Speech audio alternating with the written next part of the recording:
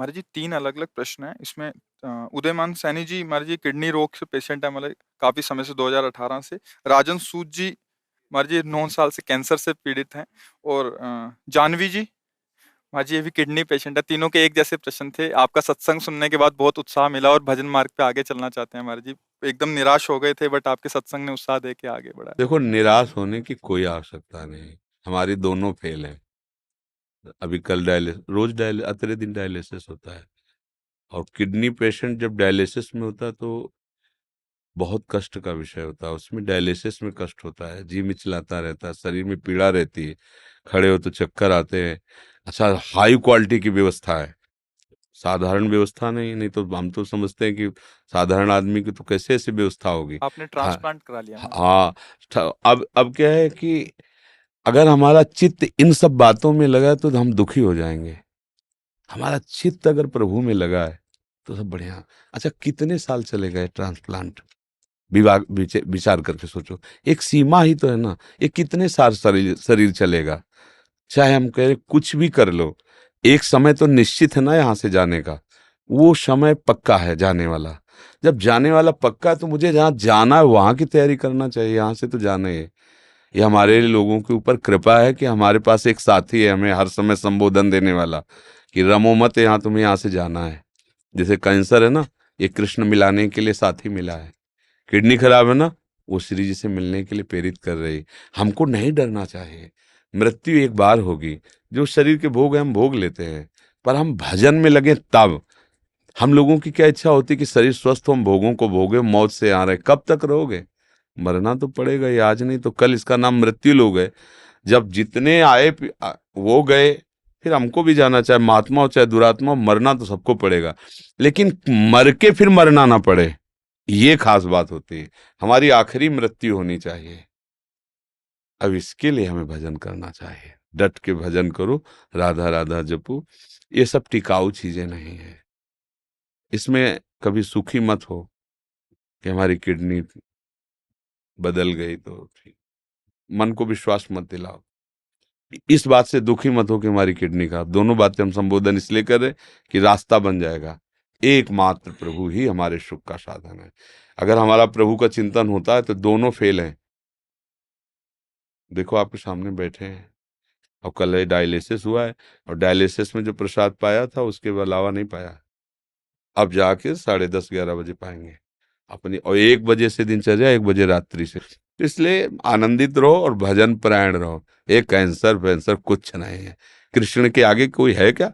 कुछ नहीं। ये बना रहे को नहीं। भाई जाना तो है, ये जिस दिन जाना है उस दिन पक्का जाना है। बस नाम जप करें श्री जी का और निश्चिंत रहे। हमें परेशान नहीं होना है। आप लोग परेशान तो नहीं हो? हाँ, मस्त रहो। परेशान? हाँ, जाना को 100 बार थोड़ी मरना है, एक बार मरना है। बिल्कुल आनंदित रहो। कोई हमें परास्त नहीं कर सकता। हम श्री जी के हैं, हम लाडली जी के हैं। और जब जाना है तो हमें लाडली जी के पास जाना, अपने घर जाना है। परेशानी क्या है?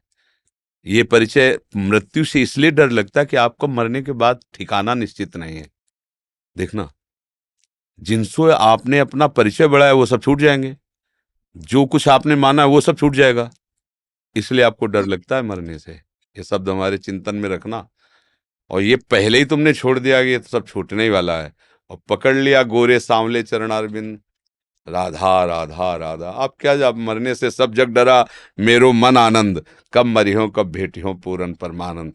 अपने प्यारे से मिलने के लिए अरे यहीं देख लो, दो मित्र बनते हैं और उनका परस्पर वियोग होने का अवसर होता है तो फांसी चढ़ा लेते हैं अपने शरीर को, जहर खा लेते हैं कि हम तुम बिना नहीं जिएंगे।